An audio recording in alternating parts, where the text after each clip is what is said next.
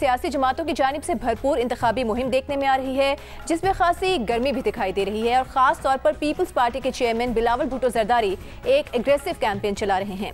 आज उन्होंने रावलपिंडी के तारीखी लियाकत बाग में जलसा किया, लेकिन गुज़िश्ता रोज़ की बात की जाए तो एक दिलचस्प सूरत हाल देखने में आई जब उन्होंने नून लीग के कायद मियां नवाज शरीफ को मनाज़रे की दावत दी, जिसके बाद शहबाज शरीफ और बिलावल भुट्टो में समाजी वेबसाइट एक्स पर दिलचस्प मुकालमा हुआ।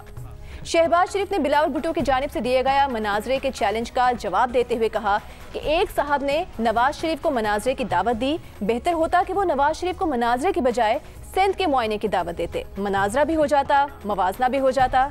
जिस पर बिलावल भुट्टो ने उन्हें जवाब दिया कि मैं मनाज़रे और मुआयने के लिए तैयार हूँ, मियां नवाज शरीफ मुझसे खैरपुर गंबट में मनाज़रा कर लें, जहां का अस्पताल पंजाब के किसी भी अस्पताल से बेहतर है और यहां इलाज बिल्कुल मुफ्त है। और मियां साहब ने 3 बार वज़ीर आज़म बनने के बावजूद भी गंबट का दौरा नहीं किया, या वो थर पार कर आ जाएं, वहां के इंफ्रास्ट्रक्चर का मुआयना भी हो जाएगा और चोलिस्तान से थर का मवाजना भी हो जाएगा। इस सारी सूरत हाल पर बात करने के लिए हमारे साथ मौजूद हैं सीनियर सहाफ़ी तज़ियाकार सुहेल वड़ाइच साहब। सुहेल वड़ाइच साहब, बहुत शुक्रिया आपके वक्त का। आप इस सारी सूरत हाल को कैसे देखते हैं? क्या नवाज शरीफ को बिलावल भुट्टो के साथ मनाज़रे की दावत कबूल कर लेनी चाहिए? आप क्या समझते हैं? देखें जी, मेन राइवल हैं, पीपल्स पार्टी भी राइवल है, नवाज शरीफ साहब हैं। वैसे तो मनाज़रा जो है दुनिया भर के जमहूरी मुआशरों में जो डिबेट्स होती हैं वो बड़ी इम्पॉर्टेंट होती हैं, लेकिन बदकिस्मती से हमारे यहाँ अभी मुकम्मल जमहूरियत की तरफ ना सफ़र शुरू हुआ है और ना उसकी जो नाम्स हैं उनको फॉलो किया जाता है। वगरना डिबेट्स होनी चाहिए, ना सिर्फ पॉलिटिकल लीडर्स की बल्कि इश्यूज़ पर डिबेट होनी चाहिए कि मईशत का एजेंडा क्या है, तालीम का एजेंडा क्या है, सिविल मिलिट्री ब्यूरोक्रेसी रिलेशनशिप जो है इस पर इसका एजेंडा क्या है।